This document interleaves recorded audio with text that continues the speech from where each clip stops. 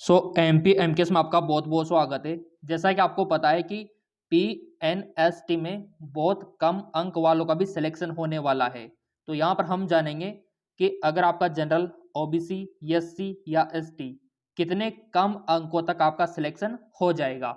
और जैसा कि आपको पता है कि हमारे चैनल पे हर एक विद्यार्थियों के कमेंट यहाँ पर देखे जाते हैं। क्लियर?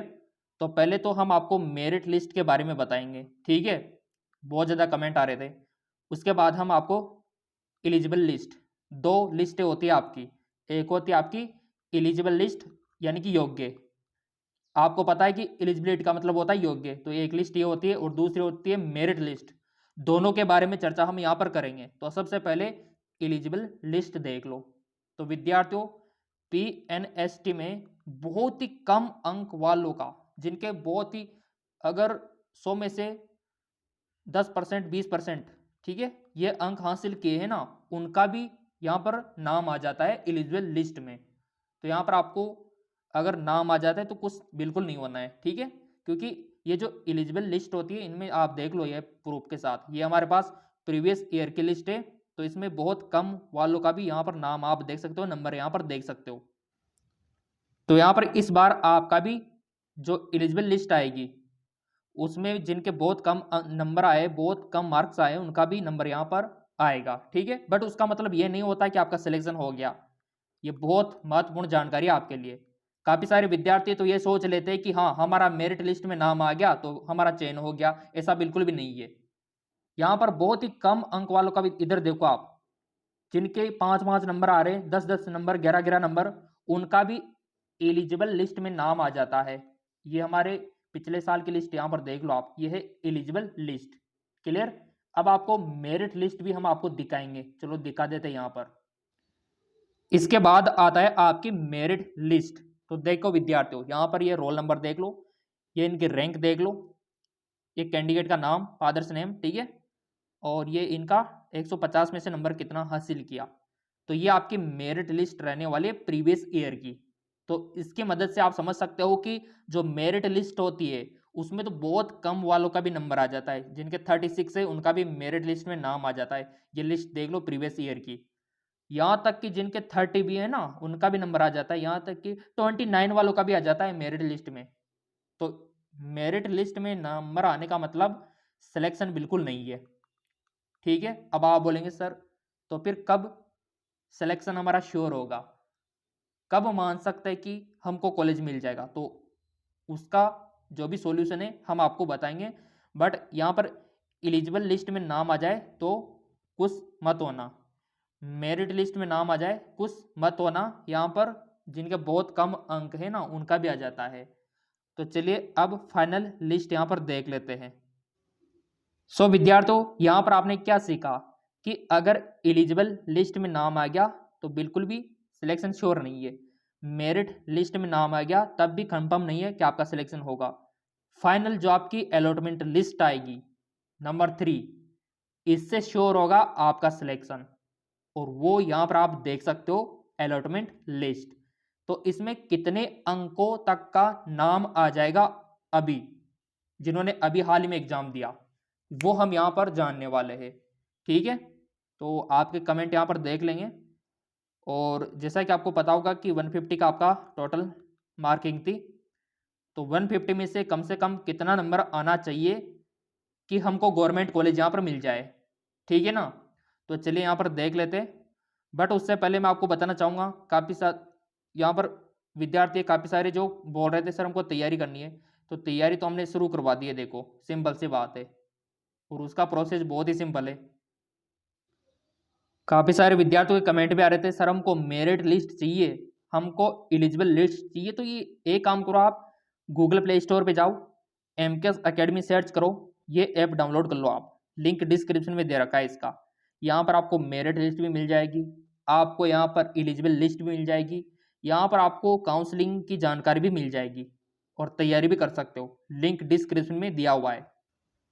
चलिए विद्यार्थियों, आपके कमेंटों के माध्यम से देख लेते हैं कि किन किन को कॉलेज मिलेगा गवर्नमेंट, ठीक है ना। तो यहाँ पर सानू को बहुत बहुत धन्यवाद। सिमरन का कमेंट है, thank you so much sir, I am waiting for नई video. Thank you Simran, video देखने के लिए। और शुभम का है, thank you sir, thank you Shubham. मेरा बाट का है कि सर इस बार 2023 में ओबीसी वाल को कम से कम कितना मार्क्स लेना होगा। बहुत अच्छा क्वेश्चन। देखो 2023 में कट ऑफ ज़्यादा जाएगी, कम से कम आपको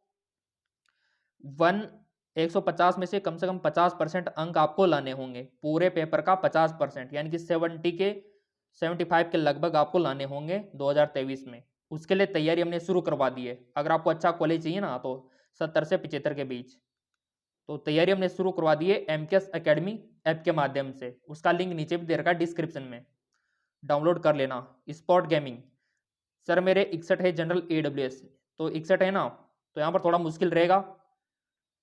थर्ड काउंसलिंग तक पॉसिबल है, अदरवाइज फर्स्ट में तो नहीं होगा।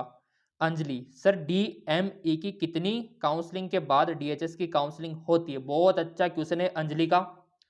देखो DME की फर्स्ट राउंड होगा, DME का सेकंड राउंड होगा, ठीक है।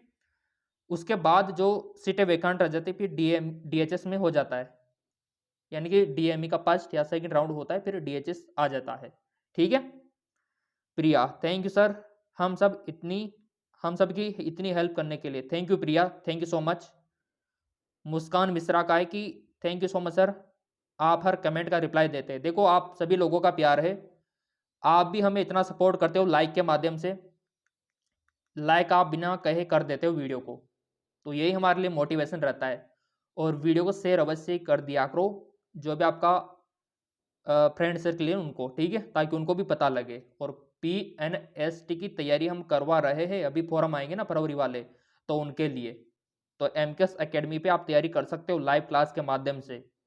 पूजा का है कि सर थर्ड काउंसलिंग में भी BS नर्सिंग मिल सकता है? हाँ बिल्कुल, फर्स्ट हो सेकंड हो थर्ड हो यहाँ पर, बट 57 है ना, थोड़ा मुश्किल ही रहेगा, क्योंकि आपको पता है कि कट ऑफ थोड़ा यहाँ पर 50% के लगभग जा रहा है ना। तो हर एक शिफ्ट यहाँ पर रोल अदा करता है कट ऑफ को लेकर, क्योंकि चारों शिफ्टों का आपका जितनी भी शिफ्ट यहाँ पर हुई है 4 दिनों की, ठीक है, जैसे कि 18 को 19 को, ठीक है, 20 को 21 को, उन चारों डेज का यहाँ पर अनुमान लगाया जाएगा। जिनके फर्स्ट शिफ्ट है सेकंड शिफ्ट है, बहुत सारी शिफ्टों में यहाँ पर काम हुआ है आपका। रोशनी का है 55 नंबर। देखो जिन विद्यार्थियों के 55 नंबर है, 50 नंबर है, उनसे मैं यही कहूँगा आप में टैलेंट है, आप में टैलेंट है, थोड़ा बहुत और पढ़ने की जरूरत है आपको। थोड़ा सा और पढ़ लोगे ना आप, एक साल का थोड़ा वो गैप लेके, तो 100% आपको मन चाही कॉलेज, टॉप कॉलेज आपको मिल जाएगी।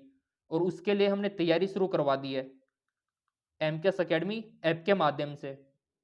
चलो आपको हेल्पलाइन नंबर भी यहाँ पर दे देते ताकि आप इंक्वायरी ले सको। जिन विद्यार्थियों को अपने माता पिता का नाम रोशन करना है, अपने खुद का नाम रोशन करना है, तो वो ऑनलाइन तैयारी कर सकता है PNST की। ये व्हाट्सअप नंबर है 83, नोट कर लेना, 8302105558। इन पर इंक्वायरी ले सकते हो ऑनलाइन अगर आपको कोचिंग करनी है तो। पूरी लाइव तैयारी होगी, पूरा आपको अच्छे से समझाया जाएगा ऑल सब्जेक्ट, ठीक है। तो इन पे इंक्वायरी आप ले सकते हो।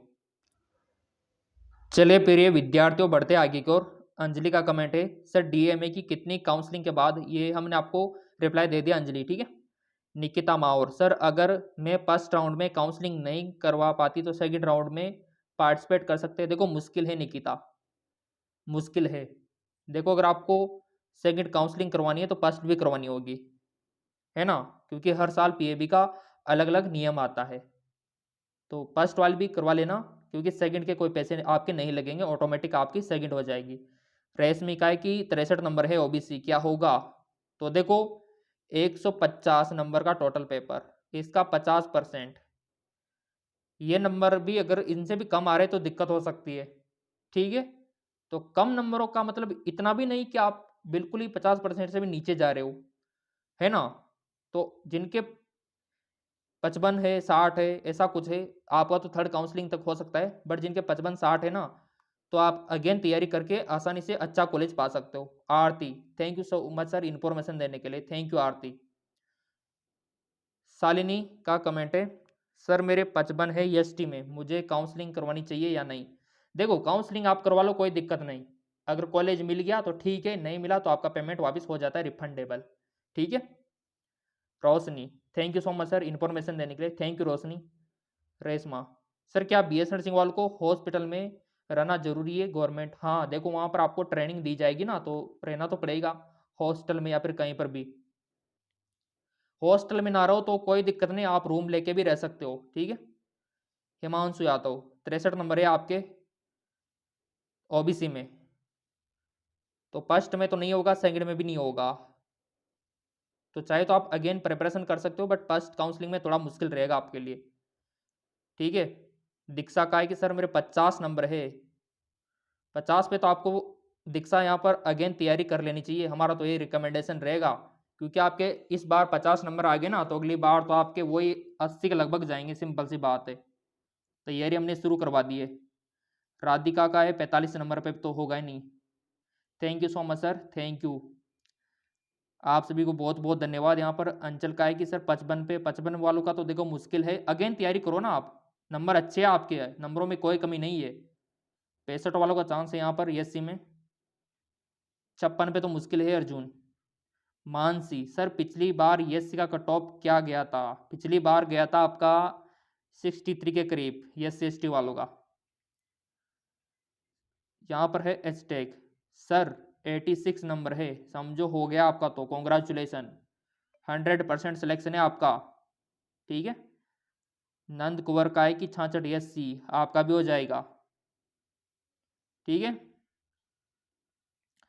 सर OBC में 68 है, आपका भी चांस है। सपना का है कि 53 पे मुश्किल है, तो जिन विद्यार्थियों के 53 है, 55 पे या फिर 60 है जनरल OBC में, अगेन आप तैयारी का डिसीजन ले सकते हो, कोई दिक्कत वाली बात नहीं है, क्योंकि अगली बार आपको अच्छा कॉलेज मिलेगा नंबर 1। सो तैयारी के लिए MKS अकेडमी ऐप डाउनलोड कर लेना, लिंक डिस्क्रिप्शन में दिया हुआ है।